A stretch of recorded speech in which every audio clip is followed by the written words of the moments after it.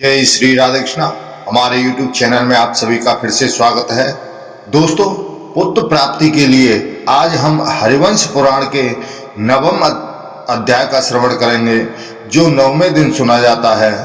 पीछे के अध्याय देखने के लिए नीचे डिस्क्रिप्शन में लिंक दी गई है, वहां पर आप जाकर के क्लिक कर सकते हैं और सुन सकते हैं। दोस्तों, जिनको पुत्र की प्राप्ति नहीं हो रही है वह हरिवंश पुराण की कथा अवश्य सुने, जिसके सुनने से आपको पुत्र संतान की प्राप्ति अवश्य होगी। दोनों पति पत्नी बैठकर के सुने। अगर दोनों नहीं सुन सकते हैं किसी कारणवश, तो पत्नी को अवश्य सुनना चाहिए।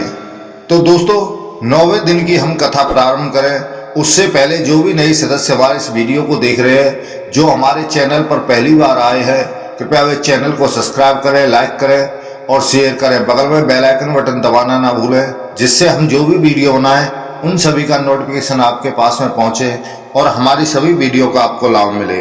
बोलो गुरुदेव महाराज की जय, बोलो विष्णु भगवान की जय, बोलो व्यास जी महाराज की जय, बोलो हरिवंश पुराण की जय। गुरुर् ब्रह्मा गुरुर्विष्णु गुरुर्देवो महेश्वर, गुरुर् साक्षात् परब्रह्म तस्मै श्री गुरुवे नमः। अखंड मंडलाकारं व्याप्तं येन चराचरं, तत्पदं दर्शितं येन तस्मै श्री गुरुवे नमः। कृष्णं नारायणं वन्दे कृष्णं वन्दे व्रजप्रियं, कृष्णं द्वैपायनं वन्दे कृष्णं वन्दे वृथासुतं। बोलो हरिवंश पुराण की जय। वैशंपायन ऋषि जी कहते हैं कि हे जन्मेजय, यदु के 5 देवोपम पुत्र हुए। पहला सहस्रद, दूसरा पयोद, तीसरा क्रोष्ठा, चौथा नील और 5वां अंजिक। तो हे राजन, सहस्र के 3 परम धर्मात्मा पुत्र हुए, है और वेणु है का पुत्र धर्मनेत्र हुआ। धर्मनेत्र के कार्त और कार्त के साहज्य नामक पुत्र हुए। राजा साहज्य ने साहज्यनी नामक पुरी बसाई। साहज्य के पुत्र राजा महिष्मान हुए, जिन्होंने महिष्मती नामक नगरी बसाई थी। महिष्मान के पुत्र प्रतापी भद्रश्रेण्य थे, जो वाराणसीपुरी के अधिपति कहे गए हैं। राजा भद्रश्रेण्य का परिचय तुम्हें पहले ही दे दिया है। भद्रश्रेण्य के पुत्र का नाम दुर्दम था, जो भूमंडल के विख्यात राजा थे। दुर्दम के पुत्र कनक हुए, जो बुद्धिमान और बलवान थे। कनक के 4 पुत्र हुए, जो संपूर्ण विश्व में विख्यात थे। उनके नाम इस प्रकार हैं: कृतवीर, कृतौजा, कृतवर्मा और कृताग्नि।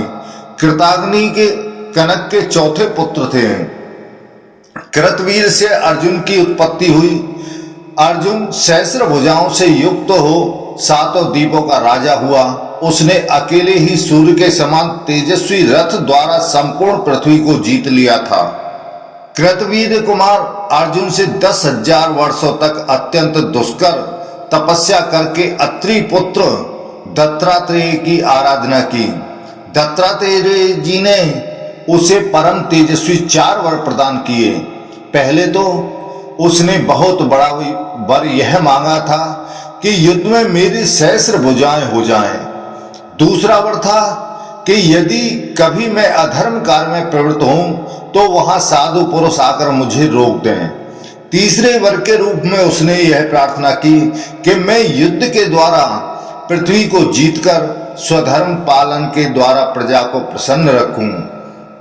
और चौथा वर इस प्रकार है: मैं बहुत से संग्राम करके सहस्रों शत्रुओं को मौत के घाट उतारकर संग्राम में ही रहते समय जो युद्ध में मुझसे अधिक शक्तिशाली हो, उसके द्वारा वध को प्राप्त हूं। तो हे भरत नंदन, युद्ध करते समय किसी योगेश्वर की भांति योग बल और संकेत मात्र से उसके 1 सहस्र भुजाएं प्रकट हो जाती थी। राजा अर्जुन ने 7 द्वीप, समुद्र, पतन और नगरों सहित सारी पृथ्वी को उग्रक्रम यानी युद्ध के द्वारा जीत लिया था। हे जन्मेजय, उस राजा ने 7 द्वीपों में विधि पूर्वक 700 यज्ञ किए थे। ऐसा सुना जाता है कि महाबाहु अर्जुन के वे समस्त यज्ञ प्रचुर दक्षिणा देकर संपन्न किए गए थे। सब में सोने के यूप गड़े थे और सोने की ही वेदियां बनाई गई थी। महाराज विमानों पर बैठे हुए संपूर्ण देवता, गंधर्व और अप्सराएं सदा ही उन यज्ञों को अलंकृत और सुशोभित करती थीं। कार्तवीर के यज्ञ में उसकी महिमा से चकित होकर बरिदास के विद्वान पुत्र नारद नामक गंधर्व ने इस गाथा का गान किया था। नारद कहते हैं कि अन्य राजा लोग यज्ञ, दान, तपस्या, पराक्रम और शास्त्र ज्ञान से कार्तवीर्य अर्जुन की स्थिति को नहीं पहुंच सकते।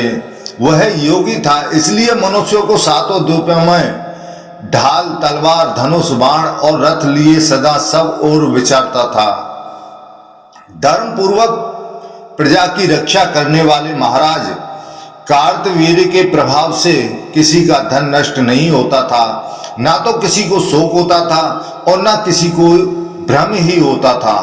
वह 85,000 वर्षों तक सब प्रकार के रत्नों से संपन्न चक्रवर्ती सम्राट रहा। योगी होने के कारण राजा अर्जुन ही यज्ञों और खेतों की रक्षा करता था और वही वर्षा काल में मेघ बनकर बरसता था। जैसे शरद ऋतु में भगवान भास्कर अपनी सहस्रों किरणों की शोभा पाते हैं, उसी प्रकार राजा कार्तवीर्य अर्जुन प्रत्यंचा की रगड़ से जिनकी त्वचा कठोर हो जाती थी, उन सहस्रों भुजाओं से सुशोभित होता था। महातेजस्वी अर्जुन ने कर्कोटक नाग के पुत्रों को जीतकर उन्हें अपनी नगरी महिष्मतीपुरी में मनुष्यों के बीच बसाया था। कमल नयन कार्तवीर्य वर्षा काल में जल क्रीड़ा करते समय समुद्र की जल राशि के वेगों को अपनी भुजाओं के आघात से रोककर पीछे की ओर लौटा देता था। फेन रूपी पुष्पहारों से अलंकृत नर्मदा की जल राशि में वह जब लौटता और क्रीड़ा करता था, तब वह पर पुरुष के उपभोग में आई हुई नारी के समान संकित सी होकर अपनी सहस्रों चंचल लहरों के साथ अपने पति समुद्र के निकट जाती थी। महानगर में घुसकर जब वह अपनी सहस्रों भुजाओं पटकता, उस समय समुद्र विक्षुब्ध हो उठता था और पाताल निवासी महादैत्य निचेष्ट होकर भय से छिप जाते थे। जब राजा अर्जुन अपनी सहस्र भुजाओं से समुद्र को मथने लगता, उस समय उसकी उठती हुई उताल तरंगें चूर चूर हो जाती थीं। बड़े बड़े तिमी और मीन आदि जल जंतु छटपटाने लगते थे। भुजाओं के वेग से उठी हुई वायु से टकराकर उसकी फेन राशि छिन्न भिन्न हो जाती थी और समुद्र बड़ी बड़ी भंवरों के कारण क्षुब्ध और दुस्सह दिखाई देता था। देवताओं और असुरों के द्वारा डाले हुए मंदराचल ने क्षीर समुद्र की जो दशा कर दी थी, वैसी ही दशा उसकी भुजाओं से मथित हुए महासागर की हो रही थी। उस समय मंदराचल के द्वारा समुद्र मंथन की आशंका से चकित और अमृत की उत्पत्ति से भयभीत हुए बड़े बड़े नाग सहसा उछलकर देखते और भयंकर नृपश्रेष्ठ कार्तवीर्य पर दृष्टि पड़ते ही मस्तक झुकाकर पत्थर के समान निचेष्ट हो जाते थे। जैसे संध्या के समय वायु के झोंके से कदली खंड यानी कीलों के बगीचे कांपने लगते हैं, उसी प्रकार उसके शरीर से उठी हुई वायु के द्वारा वे नाग भी हिलने लगते थे। राजा कार्तवीर्य ने अभिमान से भरे हुए लंकापति रावण को अपने 5 ही बाणों द्वारा सेना सहित मूर्छित एवं पराजित करके धनुष की प्रत्यंचा से बांध लिया और महिष्मतीपुरी में लाकर बंदी बना लिया। अर्जुन ने मेरे वंशज रावण को कैद कर लिया है। यह सुनकर महर्षि पुलत्स्य स्वयं वहां गए और अर्जुन से मिले। पुलत्स्य के प्रार्थना करने पर उसने उनके पौत्र राक्षस रावण को मुक्त कर दिया। अर्जुन की 1000 भुजाओं में धारण किए हुए धनुषों की प्रत्यंचा का ऐसा घोर शब्द होता था, मानो प्रलय काल में मेघ गरजते हो अथवा वज्र फट रहा हो। भृगुवंशी परशुराम जी का पराक्रम धन्य है, जिससे उन्होंने युद्ध में स्वर्ण तालवन के समान राजा कार्तवीर्य की सहस्रों भुजाओं को काट डाला था। एक दिन की बात है कि भूखे प्यासे अग्निदेव ने राजा कार्तवीर्य से भिक्षा मांगी। तब वह उस वीर राजा ने सातों द्वीप, नगर, गांव, गोष्ठ तथा सारा राज्य अग्निदेव को भिक्षा में दे दिया। अग्निदेव सर्वत्र प्रज्वलित हो उठे और पुरुष प्रवर महात्मा कार्तवीर्य के प्रभाव से समस्त पर्वतों एवं वनों को जलाने लगे।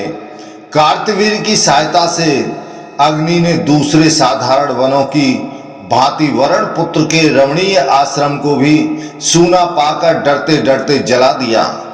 पूर्व काल में वरुण ने जिन तेजस्वी एवं श्रेष्ठ महर्षि को पुत्र रूप में प्राप्त किया था, उनका नाम वशिष्ठ है। वे ही मुनि आपव नाम से भी विख्यात हैं। महर्षि वशिष्ठ का सूना आश्रम जलाया गया था, इसलिए उन्हें ईश्वरशाली आपव ने अर्जुन को क्रोध पूर्वक शाप दिया, है तूने मेरे इस वन को भी जलाए बिना न छोड़ा, इसलिए तेरे द्वारा जो विश्व विजय आदि यशोवर्धक दुष्कर कर्म किया गया है, उसे दूसरा वीर तुझे पराजित करके नष्ट कर डालेगा। जमदग्नि के प्रतापी पुत्र महाबाहु परशुराम बलवान और तपस्वी ब्राह्मण हैं। वे भृगुवंशी वीर तुझे बलपूर्वक मथ डालेंगे और तेरी इन सहस्र भुजाओं को काटकर तुझे भी मौत के घाट उतार देंगे। तब वैशंपायन जी कहते हैं कि हे शत्रुसूदन जन्मेजय, धर्म पूर्वक प्रजा की रक्षा करने वाले राजा कार्तवीर्य के प्रभाव से उसके राज्य में किसी की धन संपत्ति या दूसरी कोई वस्तु नष्ट नहीं होती थी। तो वशिष्ठ मुनि के शाप से ही परशुराम के हाथों से उसकी मृत्यु हुई थी। उसने स्वयं ही पहले इसी तरह का वर मांगा था। महामना कार्तवीर्य के 100 पुत्र थे, किंतु उनमें 5 ही शेष बचे थे। वे सभी अस्त्र शस्त्रों के ज्ञाता, बलवान, शूर, धर्मात्मा और यशस्वी भी थे। उनके नाम ये थे शूरसेन, शूर, धृष्ट, कृष्ण और जयध्वज। इनमें जयध्वज अवंती देश के महाराज थे। कार्तवीर्य के ये सभी पुत्र बलवान और महारथी थे। जयध्वज के पुत्र महाबली तालजंग हुए। तालजंग के 100 पुत्र थे, जो तालजंग नाम से ही विख्यात थे। तो हे महाराज, राक्षसों के कुल में बीतहोत्र, सुजात, भोज, अवंती, तोंडकेर, तालजंग और भरत आदि क्षत्रियों के समुदाय उत्पन्न हुए। उनकी संख्या बहुत होने के कारण इनके अलग अलग नाम ही बताए गए हैं। ब्रस आदि बहुत से पुण्यात्मा यादव इस पृथ्वी पर उत्पन्न हुए हैं। उनमें ब्रस वंश प्रवर्तक हुए। ब्रस के पुत्र मधु थे। मधु के 100 पुत्र हुए, जिनमें ब्रसव वंश चलाने वाले हुए हैं। ब्रसण के जो संतान परंपरा चली, उसके अंतर्गत सभी क्षत्रिय वृष्णि कहलाए और मधु के वंशज माधव नाम से प्रसिद्ध हुए।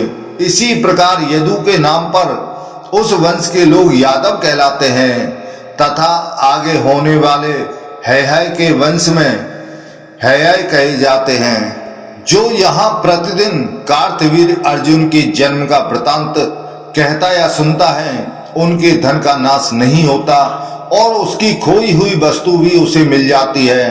तो हे प्रजानाथ, इस प्रकार ये विश्व विख्यात वीर ययाति पुत्रों के 5 वंश यहाँ बतलाए गए हैं। जैसे 5 भूत स्थावर जंगम प्राणियों के शरीरों में को धारण करते हैं, उसी प्रकार ये 5 वंश समस्त लोगों को धारण करते हैं।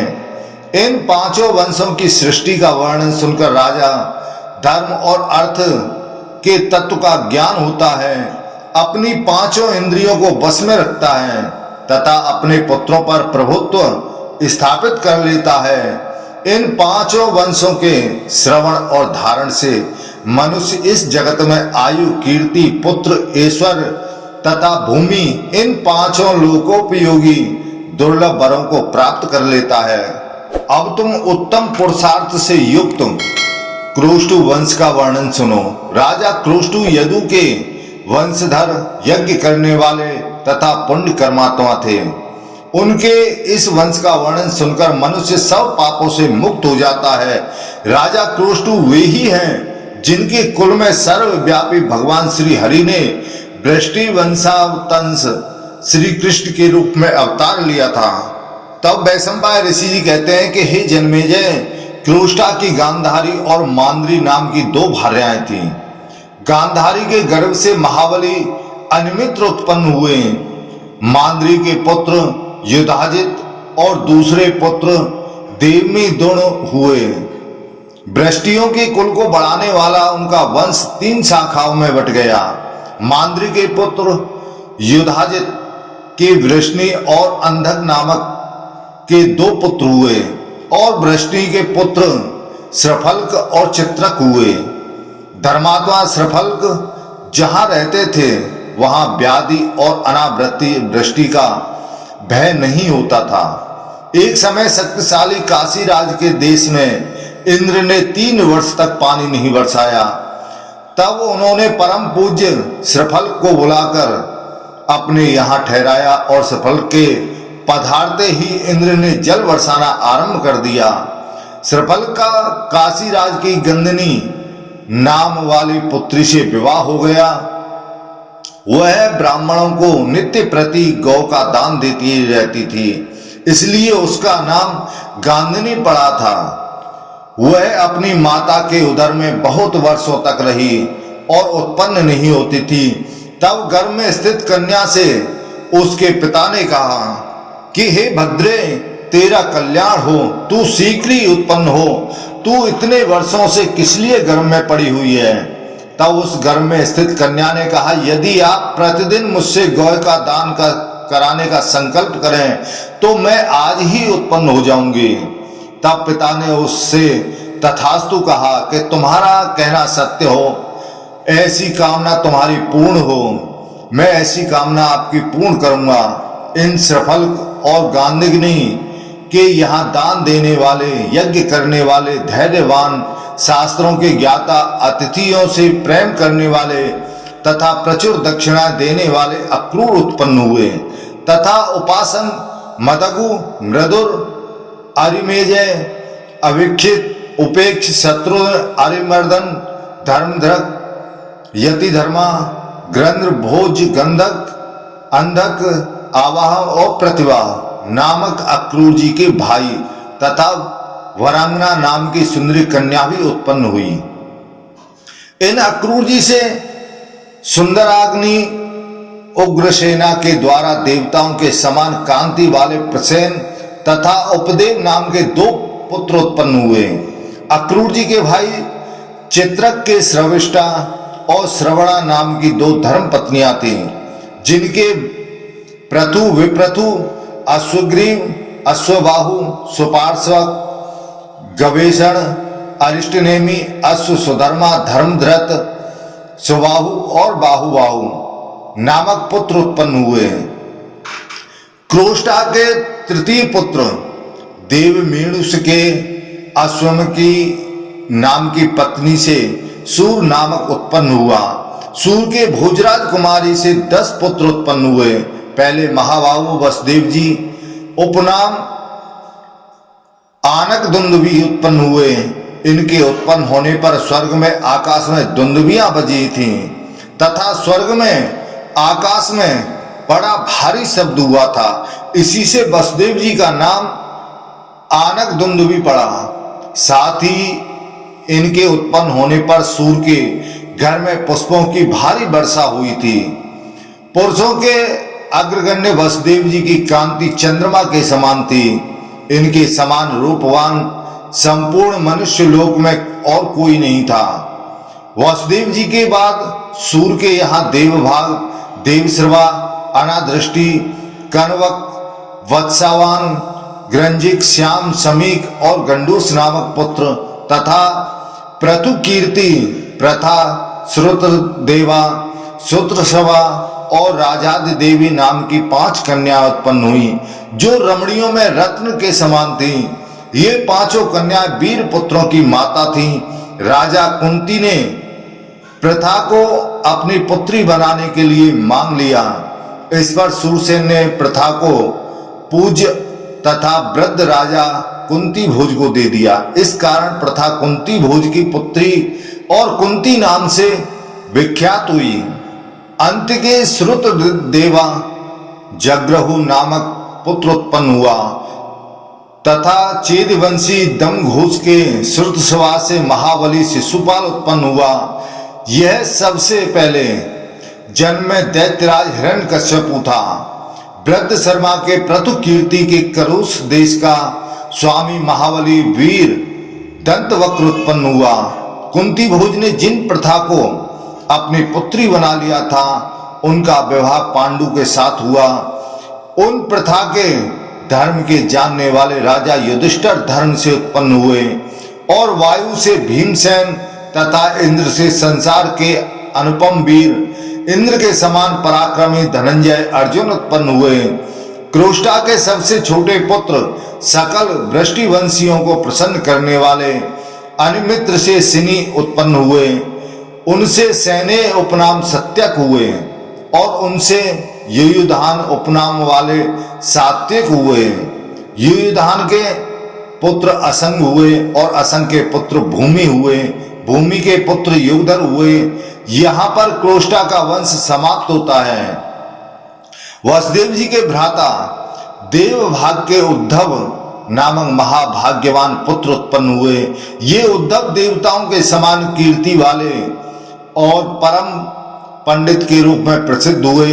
वसुदेव जी के तीसरे भाई अनादृष्टि ने अस्मकी से यशस्वी नामक पुत्र को उत्पन्न किया और दूसरे भाई देवश्रवा ने शत्रुओं को हटाने वाले शत्रुघ्न नामक पुत्र को उत्पन्न किया।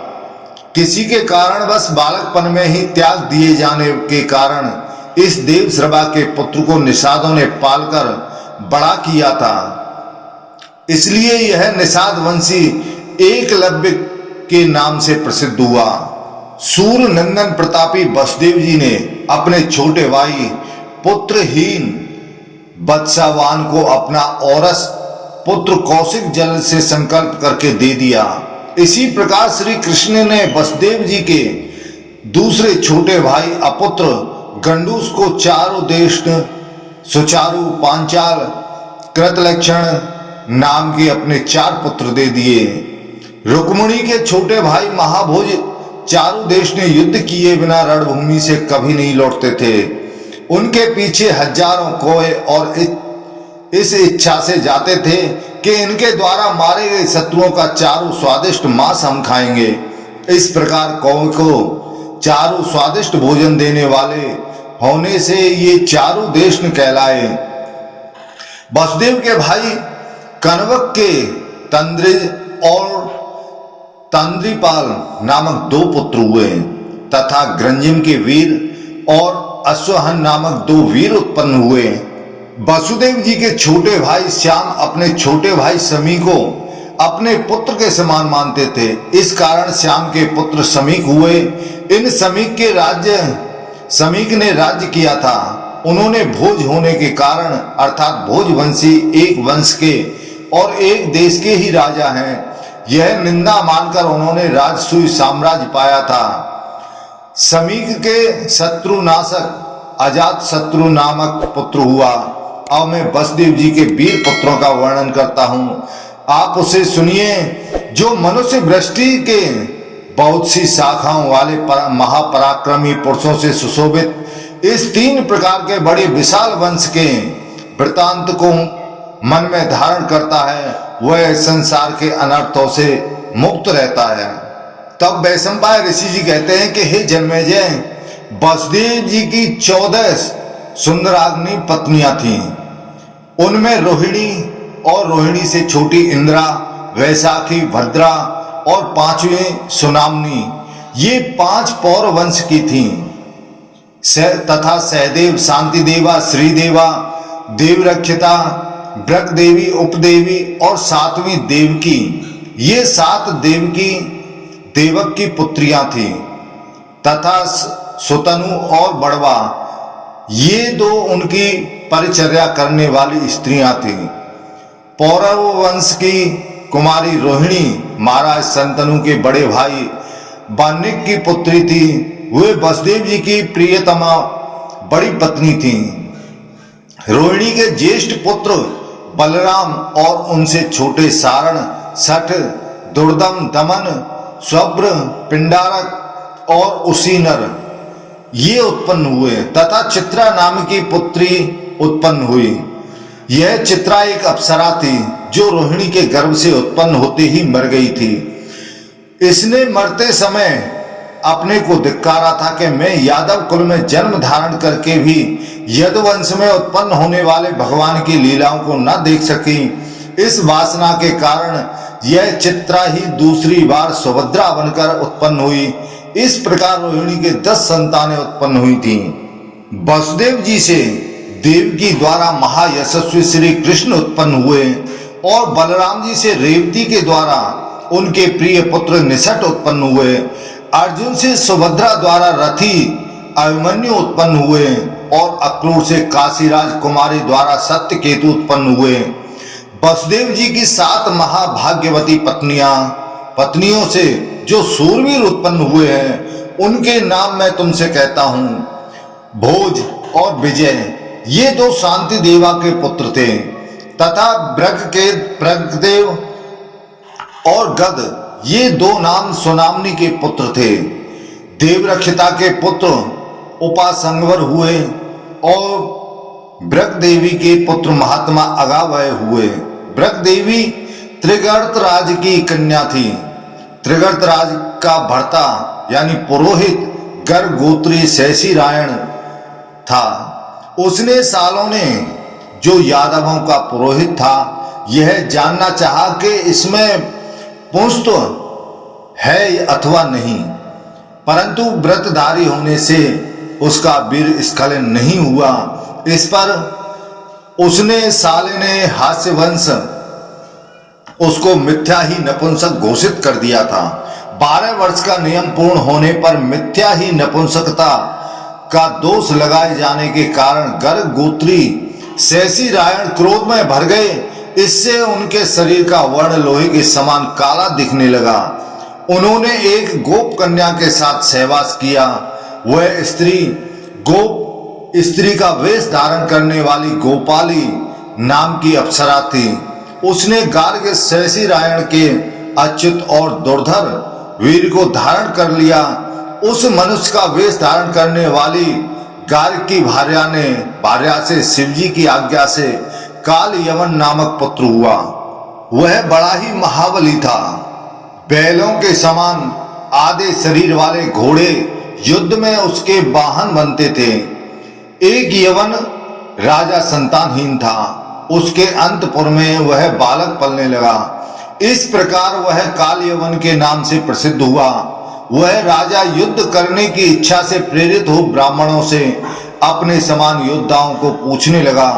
वह सब जगह पहुंचने वाले नारद जी ने उसे वृष्णि और अंधक कुल के वीरों को उसके समान योद्धा बताया। तब वह एक अक्षौहिणी सेना लेकर मथुरापुरी पर चढ़ाया। उसने वृष्टि और अंधकों को उनके भवनों को दूत भेजा। तब कालयवन के डर से वृष्टि और अंधकों ने महामति श्री कृष्ण के सभापतित्व में इकट्ठे होकर मंत्रणा की। तब वे सब निश्चय करके शिवजी की मनोती मानते हुए कुशस्थली द्वारका को बसाने की इच्छा से रमणीय मथुरापुरी को त्याग कर भाग खड़े हुए। जो विद्वान पुरुष इंद्रियों को वश में करके पवित्र होकर श्री कृष्ण के जन्म की इस कथा को पर्व के समय सुनाता है उसका ऋण चुक जाता है और उसको परम सुख की प्राप्ति होती है। तब वैशंपायन ऋषि जी कहते हैं कि हे जन्मेजय, यदु के पुत्र क्रोष्टा के ही एक ब्रजनीवान नामक महायशस्वी पुत्र हुए। ब्रजनीवान के पुत्र स्वाही हुए। वे स्वाहा अर्थात होम करने वालों में श्रेष्ठ थे। जिस प्रकार क्रोष्टा के वंश में श्री कृष्ण उत्पन्न हुए उसी प्रकार क्रोष्टा के वंश में सत्यभामा आदि भी हुई।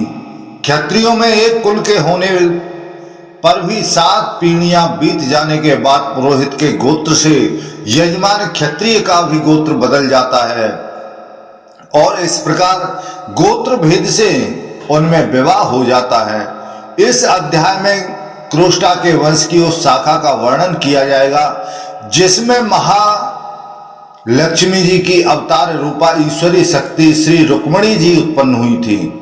स्वाही के पुत्र रोसदगु हुए। वे अच्छे बोलने वाले थे और बड़ी बड़ी दक्षिणा वाले अनेक प्रकार के महायज्ञ करते रहते थे।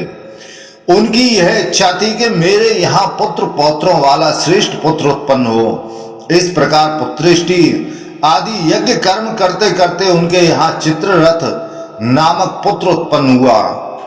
चित्ररथ के वीर शशिबिंदु हुए। वे बड़ी बड़ी दक्षिणा वाले यज्ञ करके राजर्षियों के श्रेष्ठ आचरण का पालन करते रहते थे। शशिबिंदु के पुत्र महायशस्वी राजा पृथुश्रवा हुए। पुराणों के जानने वाले कहते हैं कि पृथुश्रवा के पुत्र उत्तर हुए। उत्तर के पुत्र सुयज्ञ हुए। सुयज्ञ के पुत्र उसत हुए। कामना करने वालों में श्रेष्ठ उसत अपने संपूर्ण धर्मों और यज्ञों का अनुष्ठान सदा करना चाहते थे। तो ही राजन, उसत के पुत्र शत्रुओं को संतप्त करने वाले स्नेह हुए। उनके पुत्र राजर्षि मरुत हुए। मरुत के ज्येष्ठ पुत्र कमल भरेशी हुए जो मरण के अनंतर फल देता है। अपने जीवन में वह उस महान धर्म का आचरण करने लगे। कमल वर्षी बेटों पोतों से समृद्ध पुत्र पाना चाहते थे। उस धर्मानुष्ठान के फल स्वरूप उनके रुक्मणवच नाम का पुत्र उत्पन्न हुआ जो 100 बालकों में अकेला बचा था। रुक्मकवच ने युद्ध में धनुष और कवचों को धारण करने वाले 100 योद्धाओं को मारकर बड़ी भारी कीर्ति पाई थी। रुक्मकवच के पुत्र शत्रु वीर नाशक पराजित हुए। पराजित के महावीरवान 5 पुत्र हुए। रुक्मेशु, पृथुरुक्म, ज्यामग, पालित और हरि। उनके पिता पराजित ने पालित और हरि को विदेह देश का पालन करने के लिए वहां के राजा को दे दिया। रुक्मेशु पृथुरुक्म का आश्रय लेकर राजा बन गया था। उन देशों ने ज्यामक को राज्य से निकाल दिया तथा ज्यामक आश्रम में रहने लगा। वह वृद्ध होने से शांत होकर वन में पड़ा रहता था, परंतु ब्राह्मणों ने तप आदि के द्वारा उसको बलवान बना दिया। तब रथी ज्यामक ने एक ध्वजा वाले रथ में बैठकर एक दूसरे देश को जीत लिया। उसने अकेले ही नर्मदा के किनारे की मृत्तिकावती नगरी को और ऋक्षवान पर्वत को जीतकर सुक्तिमतीपुरी में अपना निवास स्थान बनाया। ज्यामक की भार्या सती सेव्या बड़ी बलवती थी, इसलिए ज्यामक ने पुत्रहीन होने पर भी दूसरा विवाह नहीं किया। उसने एक युद्ध में विजय होने पर एक कन्या प्राप्त हुई। उस नरेश्वर ने डरकर अपनी भार्या से उस कन्या को इष्णुषा यानी पुत्र वधु कह दिया। यह सुनकर पत्नी ने पूछा, यह किसकी पुत्र वधु है? तब राजसत्तम ज्यामक ने प्रतिज्ञा करके कहा, तेरे जो पुत्र उत्पन्न होगा उस उपदानवी कन्या उसकी भार्या होगी। उस उपदानवी कन्या की उग्र तपस्या के प्रभाव से सौभाग्यवती सभ्या के बूढ़ी होने पर भी उसके विदर्भ नाम का एक पुत्र उत्पन्न हुआ। उसके पश्चात विदर्भ ने उस राजकुमारी से सूरवीर एवं रण विशारद कृत और कौशिक नाम के 2 विद्वान पुत्रों को उत्पन्न किया तथा लोमपद नामक एक तीसरे परम धार्मिक पुत्र को भी उत्पन्न किया। लोमपाद के पुत्र बब्रू हुए और उनके पुत्र हुए आवती। आवती के पुत्र कौशिक हुए। वे विद्वान और परम धार्मिक थे। कौशिक के पुत्र चेदी हुए। इस कारण उनके वंश के राजा चैत्य कहलाते हैं। विदर्भ का चौथा पुत्र भीम हुआ। भीम के पुत्र कुंती हुए।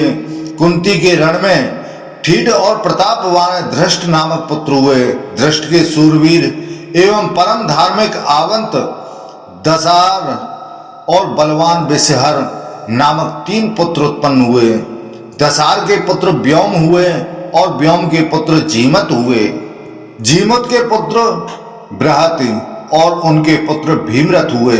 भीमरथ के पुत्र नवरथ हुए और नवरथ के पुत्र दशरथ हुए और दशरथ के पुत्र शकुनी हुए। शकुनी के पुत्र कारम्ब हुए और करम्ब के पुत्र राजा देवरात हुए। देवरात के पुत्र देवक्षत्र हुए। देवक्षत्र को आनंद देने वाले महायशस्वी देवक्षत्री हुए। वे देवताओं के बालकों के समान तेजस्वी थे। उनका नाम मधु था। उनकी वाणी भी मधुर थी। वे मधु वंश के प्रवर्तक राजा थे। मधु के वैधर्वी से मरुवश नामक पुत्र उत्पन्न हुआ। मरुवश के पुत्र पुरुषोत्तम पुरुद्वान हुए। उन्हीं के विदर्भ राजकुमारी भद्रवती के कुरुवंश की वृद्धि करने वाला मधु नामक पुत्र हुआ और इक्ष्वाकु वंश की भार्या से सत्वान नामक पुत्र उत्पन्न हुआ। सत्वान सर्वगुण संपन्न थे और अपने वंश में सात्वकों की कीर्ति को बढ़ाने वाले थे। मनुष्य महात्मा जामक के पुत्र वंश का परिचय प्राप्त कर परम कीर्ति पाता है और संतानवान हो जाता है। तब वैशंपायन ऋषि जी कहते हैं कि हे जन्मेजय, सत्वान उपनाम वाले सत्वत से कौशल्या ने भजमान दिव्य राजा देवाव्रत, महाबाहु अंधक और यदुनंदन वृष्टि नामक सत्व संपन्न पुत्रों को उत्पन्न किया। उनके 4 वंश चले, उनको आप विस्तार पूर्वक सुनिए। भज नाम के संजय की पुत्री वाय्यका और उपवाय्यका का नाम वाली 2 स्त्रियां थीं। उनसे उसके बहुत से पुत्र उत्पन्न हुए। भजमान के संजय की पुत्री वाय्यका से क्रमण दृष्ट सूर और पुरंजय नामक पुत्र उत्पन्न हुए।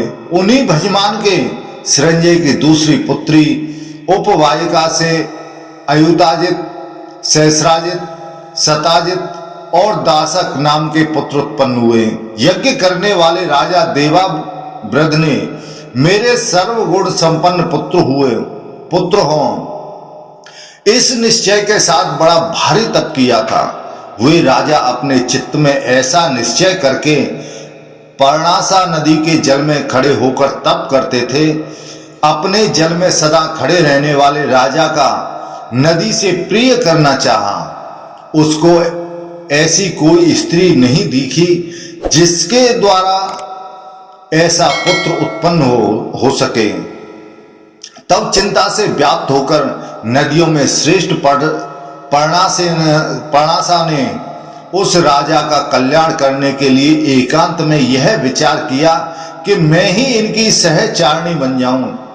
उसके पश्चात उसने कुमारी बनकर श्रेष्ठ रूप धारण करके राजा को वरना चाहा और राजा ने उसको पत्नी बनाना चाहा। उसके पश्चात उन महा बुद्धिमान राजा ने उसमें तेजस्वी गर्भ को स्थापित किया।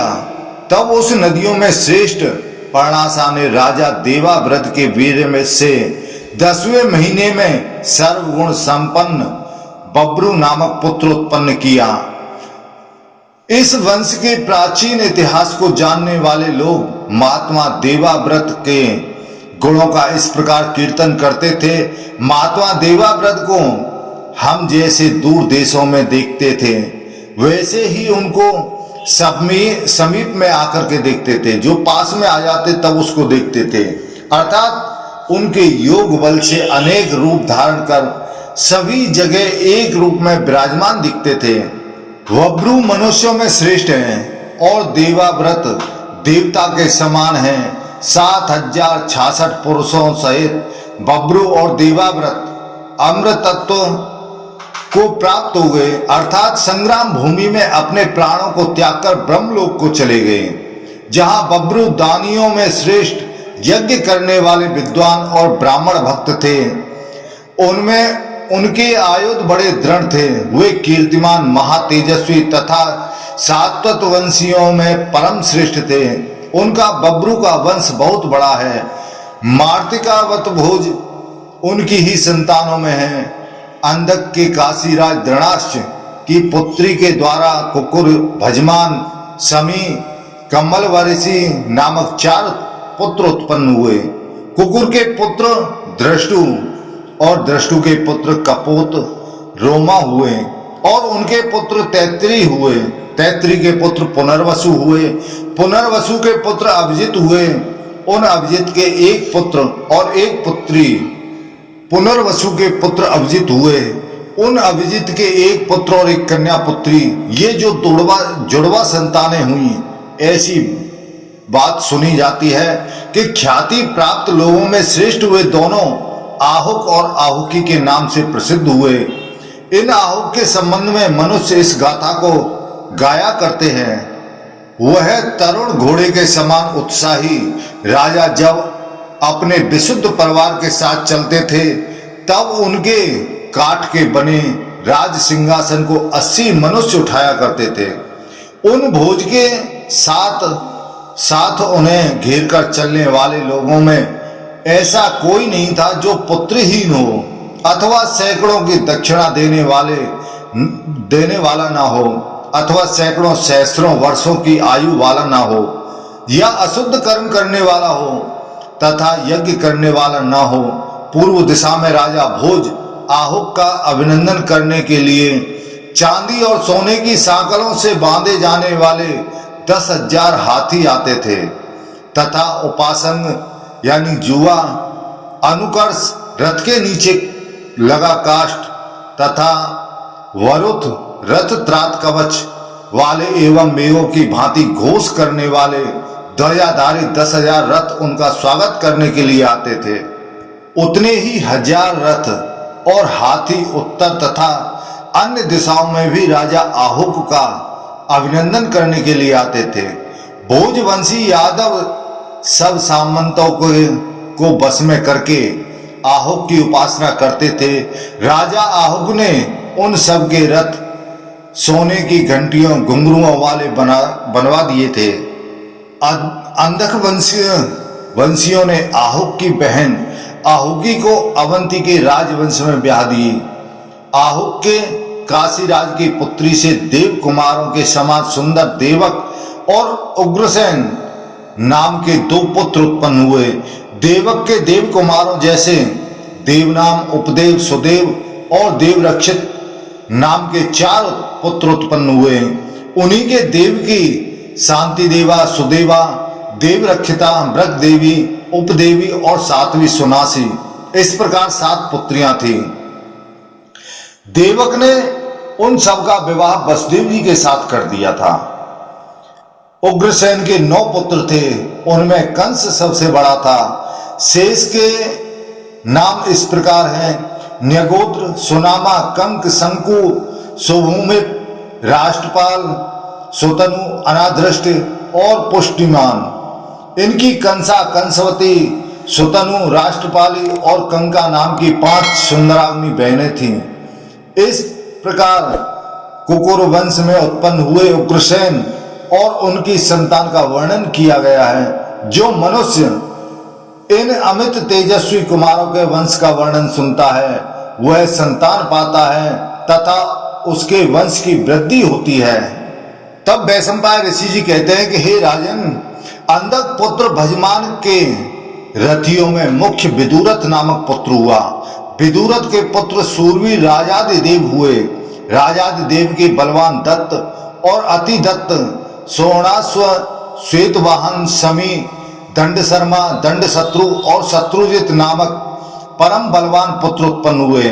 और श्रवणा तथा श्रविष्ठा नाम की 2 कन्याएं उत्पन्न हुई। शमी के पुत्र प्रतिक्षत्र हुए। प्रतिक्षत्र के पुत्र स्वयंभोज और स्वयंभोज के पुत्र हृदिक हुए। हृदिक के सभी पुत्र भयंकर पराक्रमी थे। उनमें कृतवर्मा सबसे पहले उत्पन्न हुए और शतधन्वा उनके मझले पुत्र थे। देवर्षि चौवन के वचन से शतधन्वा के भिषक, वैतरण, सुदांत और वेदांत नामक 4 पुत्र उत्पन्न हुए तथा कामदा और कामदंतिका नाम की 2 पुत्रियां उत्पन्न हुई।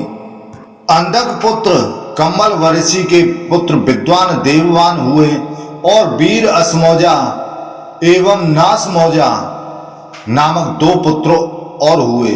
अंधक के कुकुर आदि के अतिरिक्त सुंदृष्ट, चारुरूप और कृष्ण नाम के 3 पुत्र उत्पन्न हुए। अंधक ने उन तीनों पुत्रों को पुत्रहीन असमौजा को दे दिया। इनका तथा और भी बहुत से अंधक वंशी राजाओं का आपसे वर्णन कर दिया। जो पुरुष नित्य प्रति अंधकों के वंश का वर्णन सुनता है उसका वंश अधिक विस्तृत हो जाता है, उसके वंश की वृद्धि होती है, इसमें कुछ संदेह नहीं है। यदु पुत्र क्रोष्टा की गांधारी और मांद्री नाम की दो भार्याएं थीं।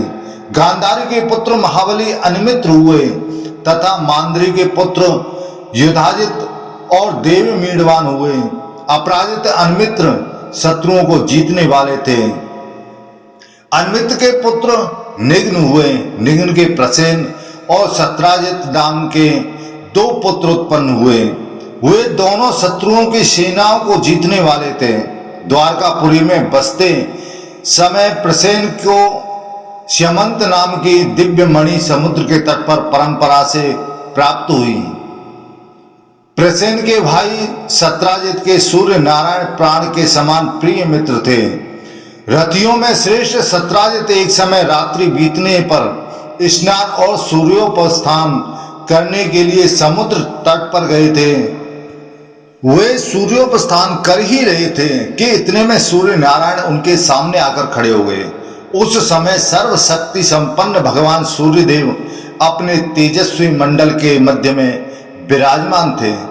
इस कारण उनका रूप स्पष्ट नहीं दिख रहा था। उस समय राजा ने अपने सामने खड़े हुए भगवान सूर्य से कहा कि ज्योतिर्मय ग्रह आदि के स्वामिन, मैं आपको जैसे नित्य प्रति आकाश में देखता हूं वैसे ही मैं आपको तेज का मंडल धारण कर अपने सामने खड़ा हुआ देख रहा हूं। तो फिर आप जो मेरे पास मित्रतावश पधारे हैं, इसमें विशेषता क्या हुई? इतना सुनते ही प्रभु सूर्य नारायण ने अपने कंठ से मणि रत्न श्यमंत को उतारकर एकांत में अलग रख दिया। तब राजा स्पष्ट अवयव वाले सूर्य नारायण के शरीर को देखकर प्रसन्न हुए और उन्होंने सूर्य नारायण के साथ मूर्तवर यानी 2 घड़ी तक वार्तालाप किया। बातचीत करने के अनंतर जब सूर्य नारायण फिर चलने लगे तब सत्राजित ने उनसे कहा कि हे भगवान, आप जिससे सदा इन तीनों लोगों को प्रकाशित करते रहते हैं उस श्यमंतक मणि को मुझे दे दीजिए। तब सूर्य नारायण ने यह श्यमंतक मणि उन्हें दे दी और राजा ने उसे बांधकर नगर में प्रवेश किया। तब तो मनुष्य ये सूर्य जा रहे हैं कहते हुए उनके पीछे दौड़े। इस प्रकार नगरी को विस्मित करते हुए वे राजा अपने रनवास में चले गए। उसके पश्चात राजा सत्राजित ने मणियों में रत्न रूप वह दिव्य श्यमंत का मणि प्रेम के कारण अपने भाई को प्रसेनजित को दे दी। वह मणि जिस वृष्टि और अंधक कुल वाले के घर में रहती थी उसके यहाँ वह सुवर्ण की वर्षा करती रहती थी।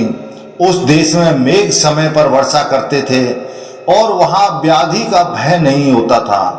श्री कृष्ण ने प्रसेनजित से मणियों में रत्न के समान वह दिव्य मणि श्यमंतक लेनी चाहिए, परंतु उसने नहीं दी। श्री कृष्ण यद्यपि समर्थ थे तथापि वह मणि उन्होंने बलपूर्वक नहीं छीनी।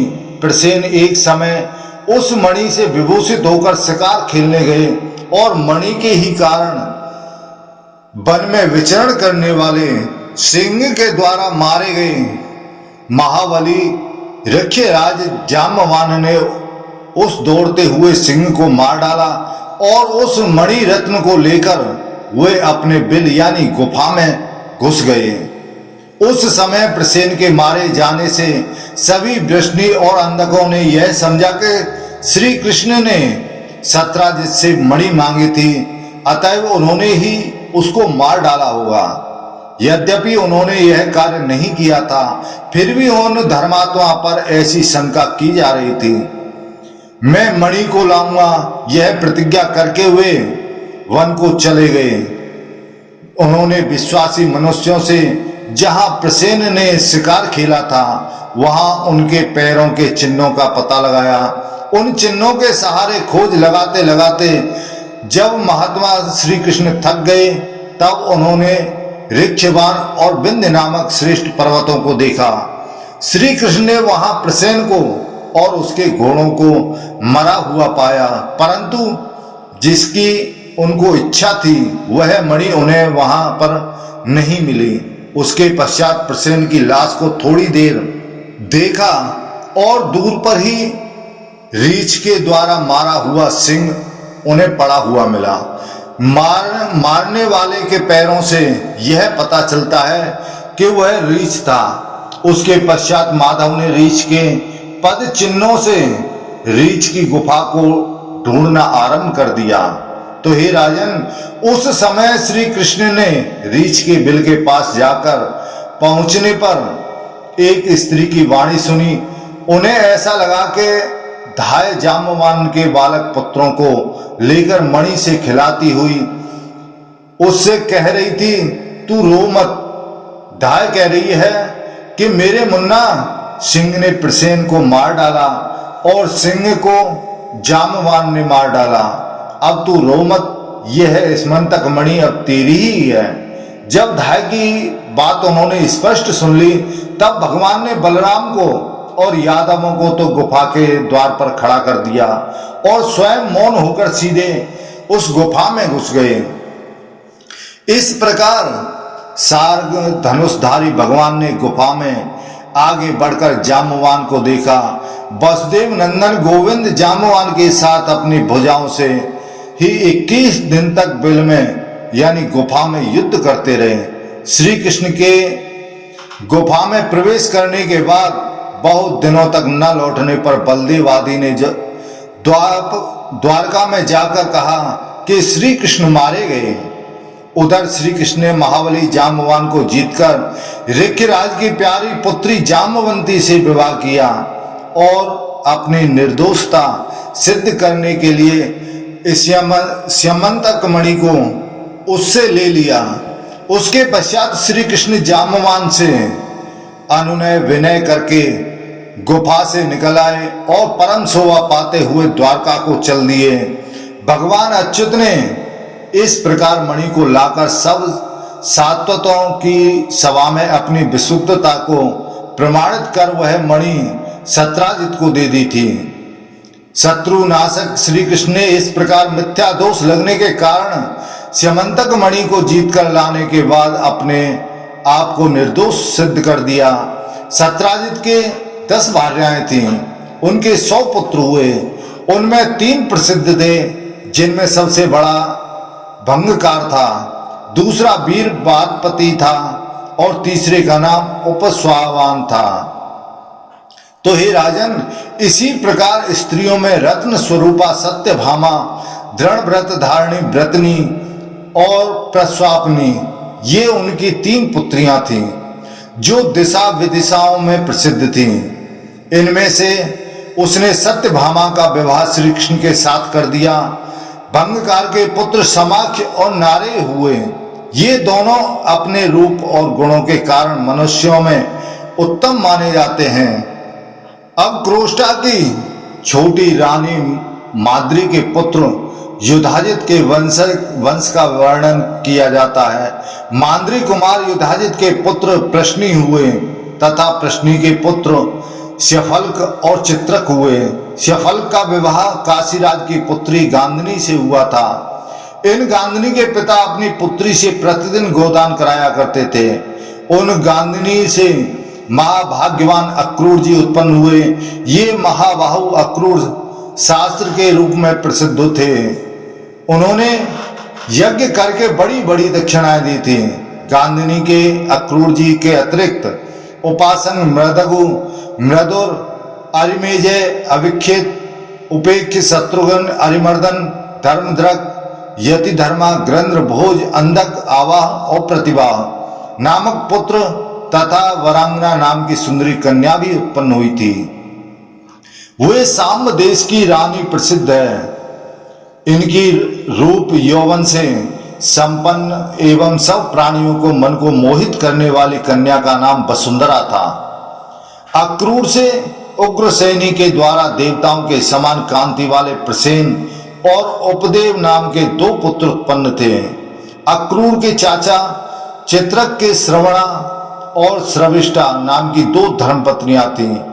उनसे प्रथु, विप्रथु, अश्वग्रीव, अश्वबाहु, सुपार्श्वक, गवेषण, अरिष्टनेमी, अश्व सुधर्मा, धर्मव्रत, सुबाहु और बाहुबाहु नामक पुत्र हुए। जो पुरुष श्री कृष्ण के इस मिथ्या कलंक की कथा को पढ़ता है उसको झूठे दोष कभी नहीं लगते हैं। तो इस तरह से जो भी व्यक्ति हरिवंश पुराण की कथा सुनता है उसके घर में संतान की उत्पत्ति होती है, उसको वंश वृद्धि होती है, उसके वंश में बुद्धिमान महातेजस्वी पुत्र उत्पन्न होता है। तो दोस्तों, आज हमने आपको 90 दिन की कथा का श्रवण कराया है। हरिवंश पुराण की जो भी कथा सुनता है उसके घर में वंश की वृद्धि होती है। बोलो हरिवंश पुराण की जय, बोलो विष्णु भगवान की जय, बोलो व्यास जी महाराज की जय। तो दोस्तों, यह वीडियो आपको कैसा लगा? हमें उम्मीद है अच्छा लगा होगा। कृपया चैनल को सब्सक्राइब जरूर करें। जय श्री राधे कृष्ण।